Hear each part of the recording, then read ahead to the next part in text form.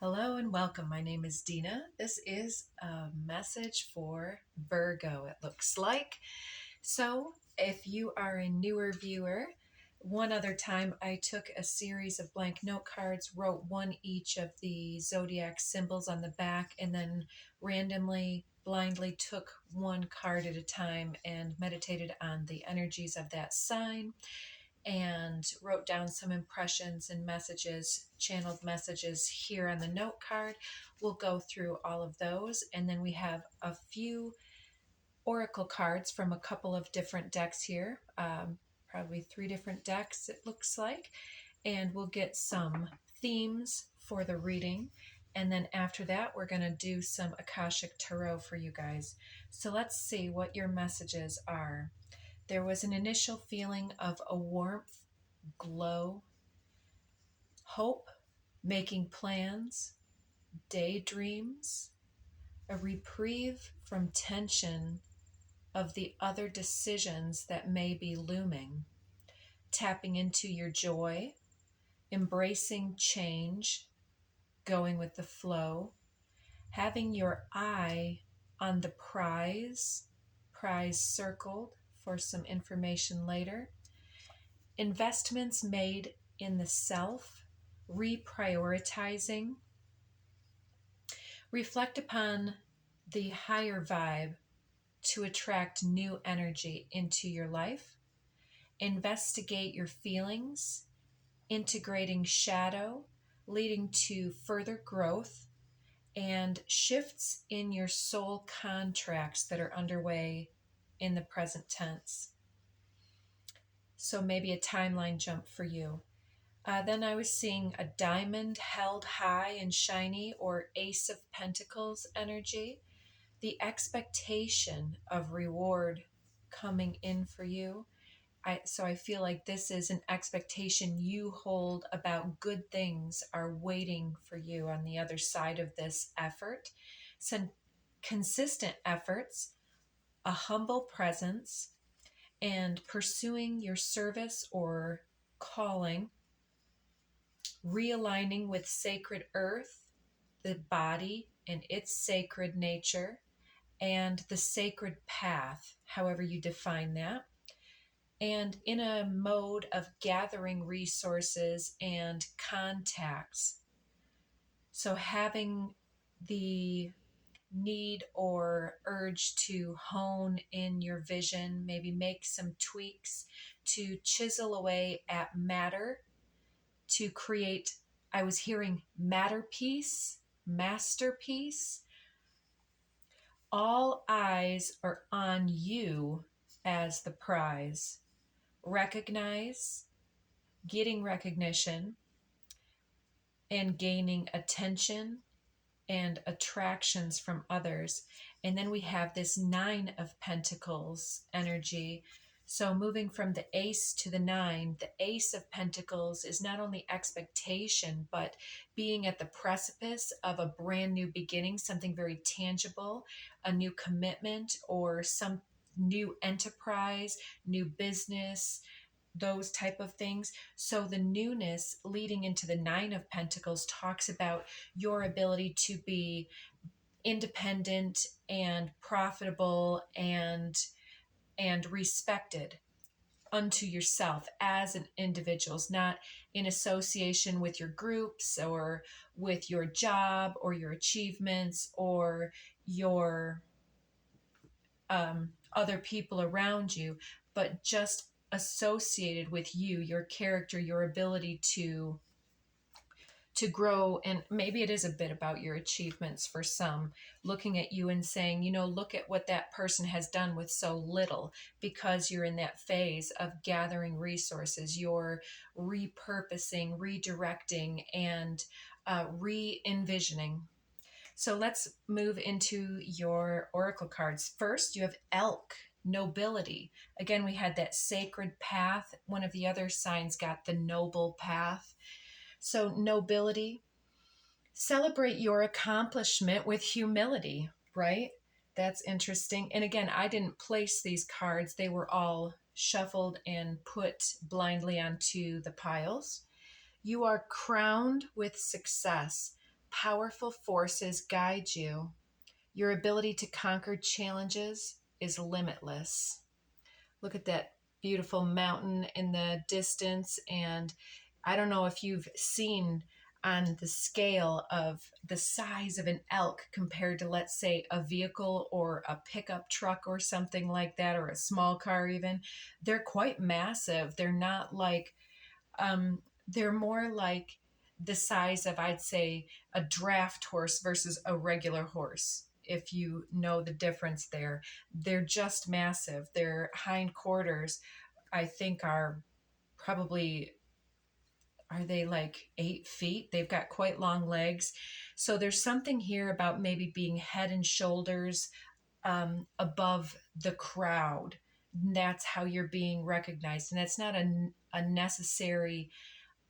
necessarily about your stature physically, but about your ability to, I'm hearing, not being basic, if you know what I'm getting at. Not being somebody who just blends in the crowd and dresses the way that everybody dresses and says the same things and all of that. Whatever presence you come in with, whether it's the glint in your eye, the determination of your facial features, or the something about the way that you walk or strut could even be part of it. Like speaking about your whether it's your confidence, or somebody that walks kind of hurriedly is on a mission. They're determined. They're you know or they could be hyper. There's something about that.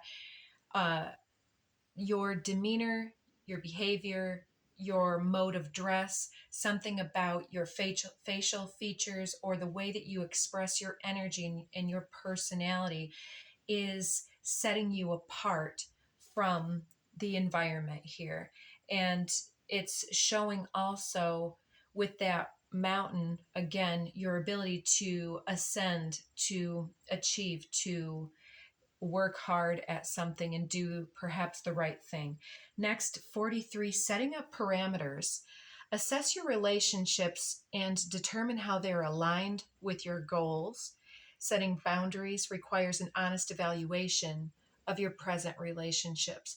So, this may indicate that you are in a situation here where there's a difference of opinions or a value system difference, where if you are either determined or high of stature, high vibrational, conscious individual, um, you're noticing that the way that you live your life isn't necessarily the way that somebody important is living their life and being part of your world. I think that you're feeling their influence upon you, whether it's like, come on, do that later, come out, let's go have a drink or something. And you're you know having this feeling of being quite focused on being independent. So maybe that has to do for you not going out and splurging and doing things that um, are the instant gratification things. So then we're getting, you will be surprised. Ask with love, and their answer may surprise you. Yet, whatever their answer, be happy, and this may surprise them. Hi, it's love, and I the universe. So I don't know if you are approaching somebody or if this is you asking for these parameters with contentment and a very direct and gentle manner, instead of accusing and frustrated, resentment, anger energy here. So if you ask with love for these borders, boundaries to be set up, somebody will potentially attempt to respect them. But even if they continue to disagree, if you stay calm, then you may surprise them. They may be expecting to start a disagreement or another misunderstanding here. And it's kind of like, I have this card in my self-made deck that says how beautiful it is for you to remain silent when another anticipates your rage. And it doesn't have to be rage, But when you're like, hey, I don't appreciate it when you joke with me in such and such manner. That's a trigger for me. Please don't. And then they're like, then they kind of taunt you with it. That's the kind of unnecessary engagements that are literally unnecessary. So you have more options than you realize. So if that's the case and something has made you uncomfortable, you've set a limit and it's consistently been bridged, and there is awareness on their behalf and they continue to do what they like to do, that boundary here, you're going to have to redirect onto that noble path and say, I've got a lot more options than to sit here and have somebody step on my toes or, kick dirt in my eyeballs, um, that's the kind of energy that I'm feeling in the moment. So let's not let this any negativity dredged up here to push into the reading here. Let's move along here in a second. It says, it sure is hard to get really angry at somebody when you can think of all the reasons that you love them, and you can, the universe. So you can do, be, and have anything that you want. You are the magician of your experience, Virgo. Especially Virgo does rule, it's ruled by Mercury, and the card in tarot, one of them that rules Virgo is the magician card. And so it is the alchemist, the one who has all the resources to do whatever they want to. So if you do want to keep this person in your life, getting a little bit of a buzz in my left ear here, or if let's say that they're family and you're not ready to go no contact because, they might not be toxic. They might just be, somebody that you just can't spend a lot of time with for your own peace and contentment here. You have more options about who and how you spend your time. And, something that comes to mind is that somebody important in my life holds a very different political opinion than myself. And I'm not somebody who likes to talk a lot about politics, much um, opposed to some of the influences that I've been speaking of the last few weeks here. It's just been on my mind. And so it influences me, just as anybody in our environment comes through and they subtly influence our energy unless we're really uh, consistent and effective at clearing out that energy. But there's some type of trigger here that then, it's coming through as there were times where I had already set that limit and said, we can't talk about that thing. There are 100 things that we agree on and that would be mutually enjoyable for us. And I don't want to argue about this. I don't want you to sit here and try to convince me of all of these things that I can't stand for because they're not aligned with my value system.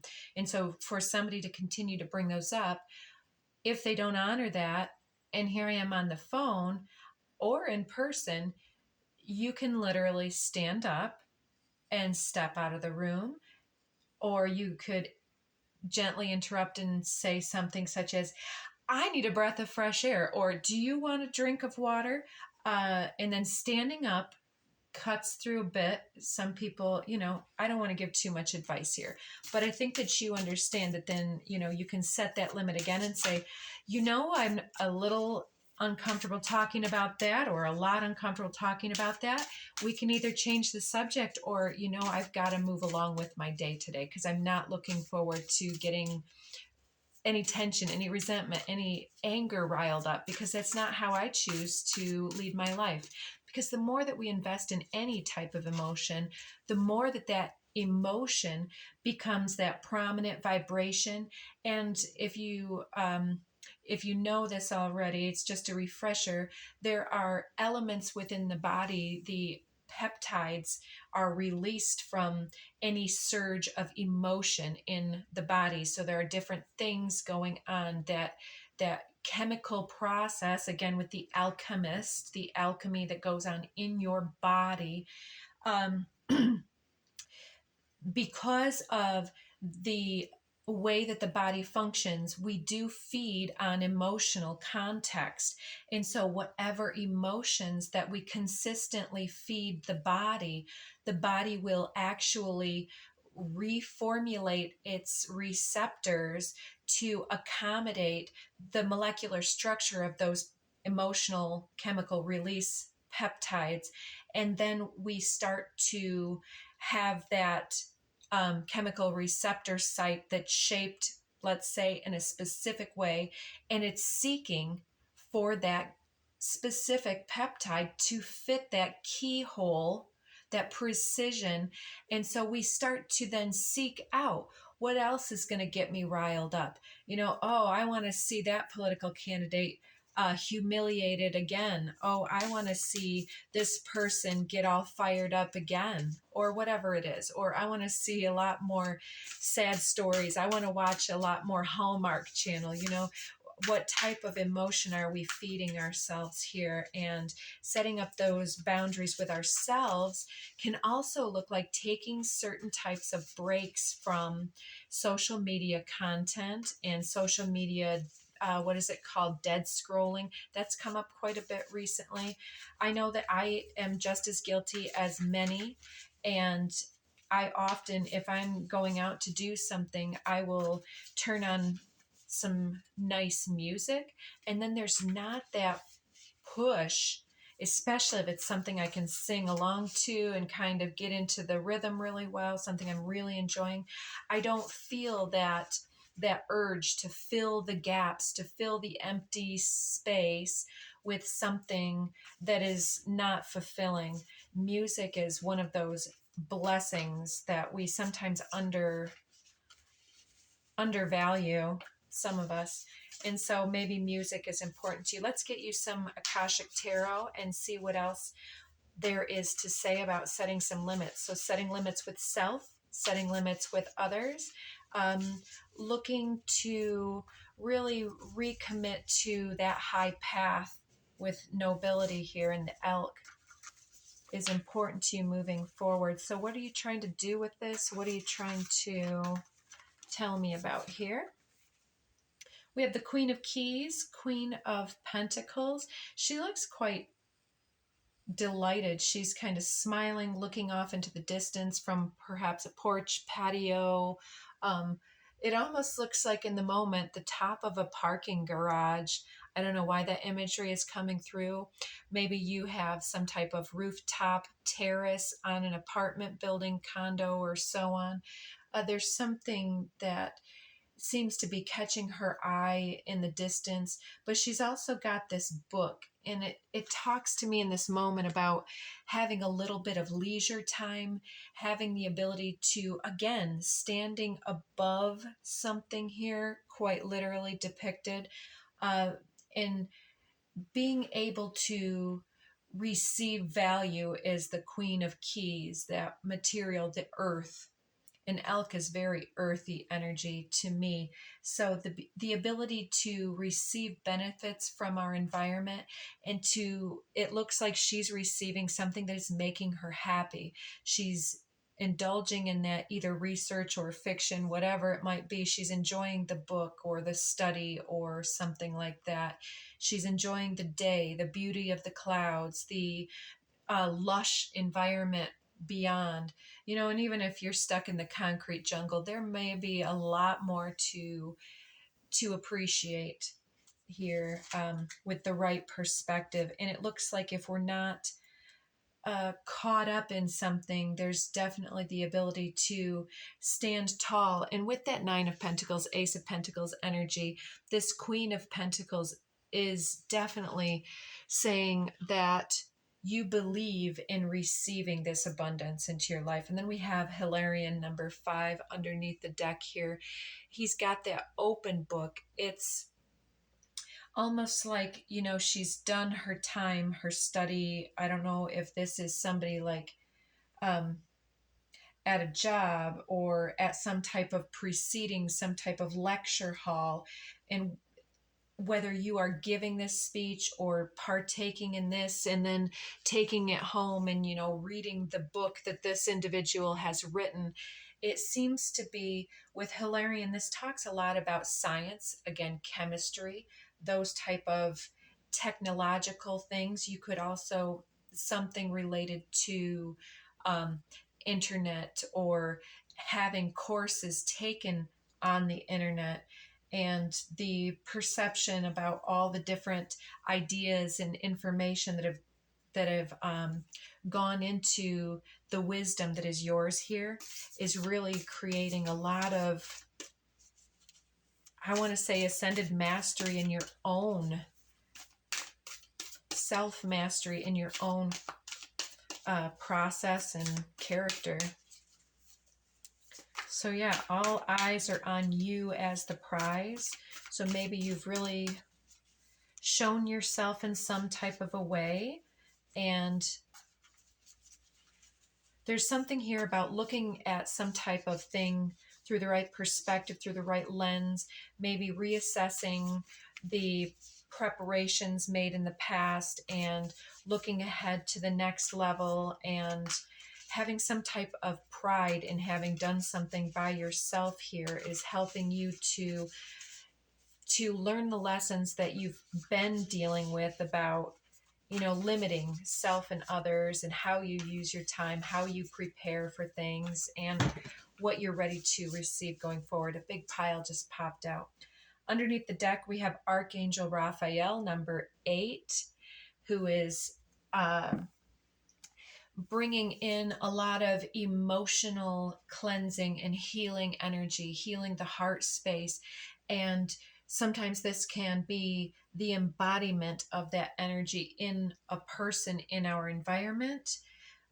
But I'm kind of sensing there's something about you that is embodying this energy, that you are the one that has learned something quite profound about the use of your energy.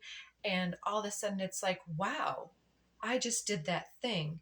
All I had to do, as if it's super simple, right? It's usually simple, but it's not always easy, is a quote that I don't know where I got it, but it's a popular one and it makes a lot of sense.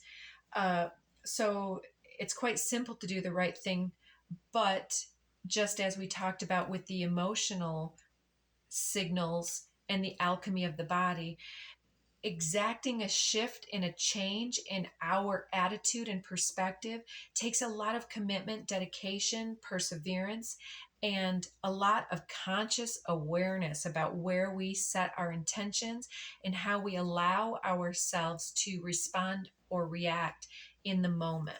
So let's see what's coming out here. We have 8 of Roses, again, 8 of Raphael. 8 of Roses is the 8 of Cups energy. Typically, that'll talk about moving away from something, questing for a renewal process, getting what you want. We have Sangha, community, depicted here. I love these cards so far. And it really talks about if something has not been fulfilling, or if you need to symbolically stand up and redirect a conversation and redirect your own attention and awareness from even something like gossip or bringing up other people's business in that way. I think that you are shifting the dynamic even amongst a group.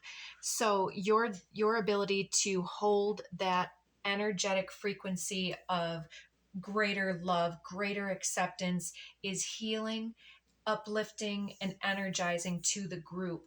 And it's allowing people to not focus on what's wrong in their personal situations, but to then say, okay, well, what are we going to do about this? What would you prefer? And I think that that's the direction that you're moving in. You're moving your point of attraction from what has been cycling into, okay, if this, then what? So the next is the Willow. 2 of Forces is 2 of Wands, some fiery energy with this renewal. Oh, beautiful. I saw what was under this. Kind of like this resurrection, renewal, having anything that has been cut short or cut down or cut out of our lives being replenished, revitalized, renewed, any type of forgiveness, and the ability to really glow in that. It's something here about being at one with the environment. going with the flow, being in some type of sacred space for you might be important. Some type of, I'm seeing a couple people perhaps here getting out and having some type of alone time and recalibration time in nature in a special space. So the next card, I'm excited to get to this one, Major Arcana 7, is this fated meeting. And as I said, 7, I'm reminded that in the traditional tarot, that's the card of Cancer and the Chariot. The Chariot talking about a lot of forward momentum, grabbing a situation by the reins and directing the movement. No longer two individuals going in different directions and a little bit of, round robin going around in a circle, but to bring them both into alignment, heart and mind, and to be able to create the forward momentum, whether for yourself, which is the precursor, but then also coming out and being evidenced in the groups that you're connected with. And so people are garnering a lot of, or you are garnering a lot of respect from those individuals that you're connected with.